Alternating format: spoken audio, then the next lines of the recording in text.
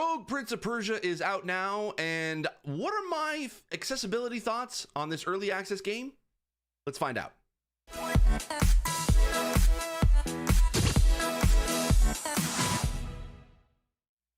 Hi, I'm Steve Saylor. This is my first impressions of the Rogue Prince of Persia. I am excited to be able to talk about this today, especially for accessibility, because I never really get the chance to do this for an early access game, but also for a game that just came out that I figured, you know, there's a brand new thing. I'm just going to jump into it and just talk about literally my first 2 hours of playing this game. So I've got some video like I'm going to show here of kind of like the first opening bit of the game. Unfortunately, there's no audio that I had some recording issues, so basically I couldn't get any capture any audio for this. But you do get some options at the beginning of the game where there's what they call the first time user experience, or for TUI. I know it sounds like a sneeze, but that's sometimes what the devs call when you boot up a game and the first thing you kind of jump into, and you get those first few options at the beginning before you even start the game. There wasn't really a lot of accessibility in this. I think when I actually got into the game itself, there is an accessibility menu that all it really has is color blindness, controller vibration, screen shake intensity, dialogue text size, and item text size, and you can be able to set it from basically 100 to 150%.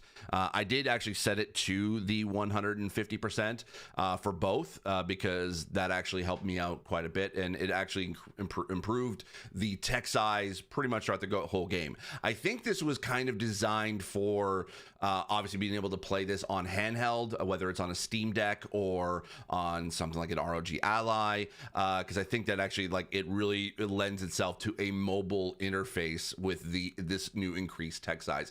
But I love the fact that it's in accessibility, and you can be able to, it actually does help me out even when I'm just playing it on my PC. I did find that there are two things that I have to talk about as far as my first impression so far. This is a roguelike, so you basically, when you die, you go back to the beginning again, and you lose all the weapons, or you lose your upgraded weapons and any items you find or money you find in the game as well. But there are two basic types of gameplay. There's obviously platforming, and then there is the combat. And it is kind of reminiscent to sort of what Prince of Persia, the Lost Crown was, in regards to it is a 2D platformer. It has that Dead Cells sort of like feel to it, even though it doesn't have the same pixelated sort of look. If you play Dead Cells, you pretty much know how that is played. Basically, you kind of discover a little bit of the world. There's definitely certain areas where you can be able to you can sort of discover and kind of go down underneath tunnels, and you can climb up to certain platforms and find new sort of hidden areas, or just new areas that have a bunch of either treasure chests or just new different types of enemies, or doors to be able to go to different parts of the level, which is pretty cool.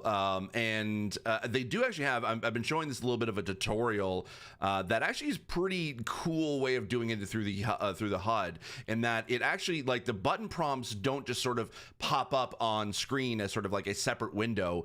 It looks like it's integrated into the map itself. I have here basically hold X to do a special attack, and it looks like it just appears like on the wall, like sort of like has a bit of drop shadow, so it doesn't necessarily feel like it's part of the environment, but it is kind of a neat way to be able to do a tutorialized way of learning the controls and everything.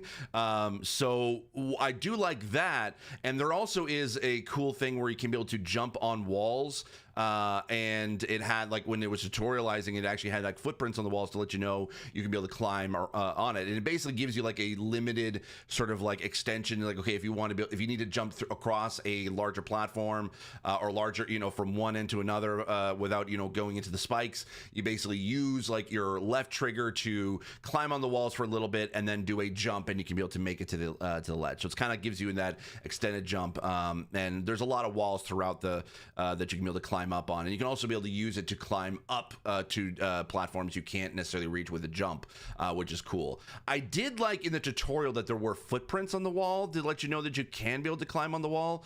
It took me a little bit to realize that That's not like, you don't have to look for those footprints. Like literally, you could just climb on any wall for like for a small period of time, and it just works. But that was sort of my little issue with the game, is that I have to relearn a little bit of how to platform with this, because essentially you are using a wall climb / jump in order to be able to get to certain platforms. There are times that I'm accidentally hitting wall jump and jump at the same, or wall climb and jump at the same time, and I'm not able to get the platforming just right, and I'm still having to be able to like figure that out. There's not really any help with that. There's no like difficulty options to kind of help sort of sort of assist options to kind of help with some of the platforming. You could just kind of have to just get used to it.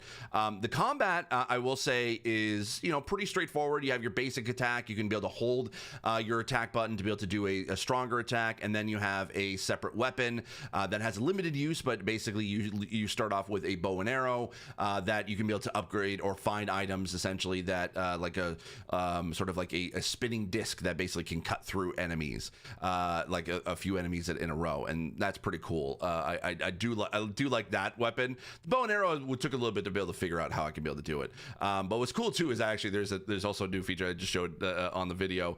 You can actually be able to kick people, and if you kick them off a platform and into spikes, or just kick them into spikes in general, they automatically die, which kind of helps out a lot. And then every enemy you kill, you get money off of it, which basically allows you to be able to, when you find little store areas that have a bunch of different options or a bunch of different items you can be able to buy, that actually you can be able to use that money to be able to purchase basically upgrades as you move along.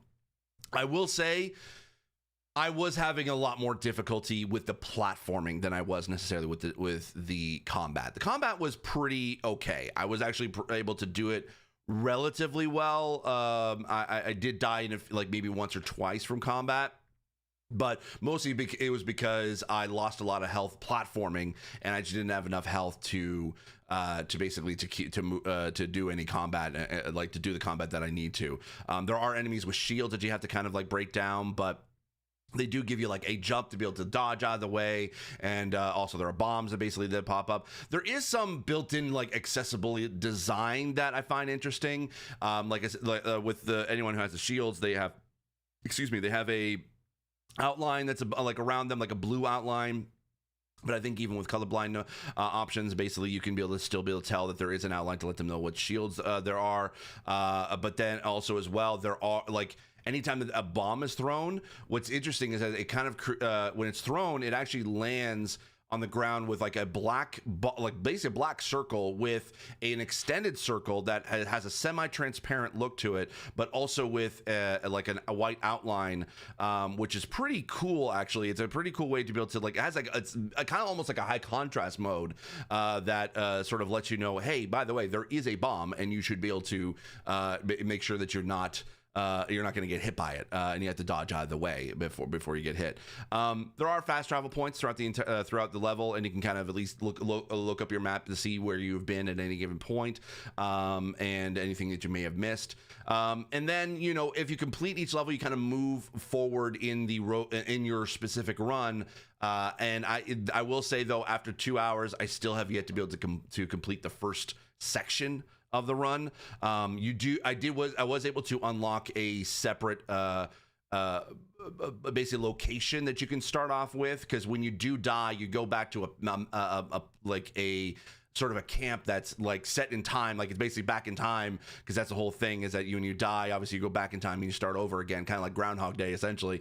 But you do go back to a camp the night before, basically what your run is for happening, because I won't spoil the story for you, but it basically has to do with an attack happened, and supposedly you let it happen as the Prince of Persia, and you have to basically set things right. And when you go back to that camp, you basically have, when you unlock a new area, you can actually choose which area to start off with in your run, and so there's a Hun camp that you first unlock, and then there's basically the main sort of the village that basically you start off with pretty much at the beginning of the game when you first started. So there is some kind of variety, and obviously like I have yet to be able to really know how, like, what the rest of the game is like, whether like what boss battles are like, or what other upgrades you can be able to get with weapons or items or anything like that, because I really had a difficult time trying to be able to figure this out. And again, it was mostly came down to the platforming, because like even I'm showing here, like I can't really tell what is the proper way to be able to platform, whether it's, okay, do I do wall jump? Can I actually be able to, you know, jump on the walls? Can I jump up towards like a rope to be able to grab onto? Do I have to hold down a button to be able to hold on to certain things? Or I'm still figuring that out. And my hands are kind of, I go finger dumb, because my hands think it's trying to do one thing, and I think the game is trying to tell me I should be doing something else instead. So right now, I will say that there is some accessible design in there.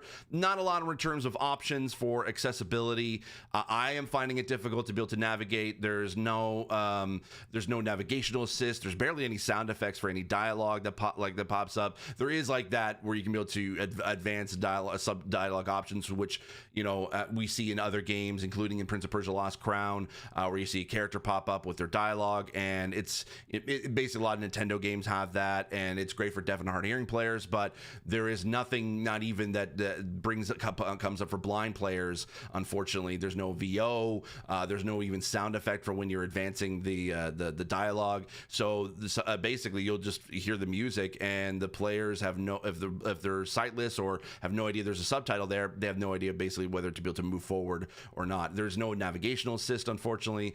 There is remappable controls for motor disabled users, but that's basically really about it. And it is simplified controls. I mean, essentially it is, you know, a jump, it is a wall climb, and there are some combo moves you can be able to do, but it is relatively simple in terms of controls, and you can remap everything, but it does use every button that's on the controller, but it is also available for mouse and keyboard. I think for early access, this is a good start. I definitely would love to be able to see maybe something more akin to what Dead Cells was able to do with their accessibility update, the Breaking Barriers update. And I know that Evil Empire didn't necessarily work on that specifically. They were the ones who published Dead Cells, but they did make this game. So I'm wondering if there is going to be a new updates for accessibility as they go, because they are partnering with Ubisoft. I hope that that's the case, but for right now, I will say it's very much a work in progress for this early access. I am having trouble, but that doesn't necessarily mean that everyone will be able to have trouble when it comes to accessibility. It's just they have the basic form of accessibility now, and hopefully that is something that they can be able to add on in the future.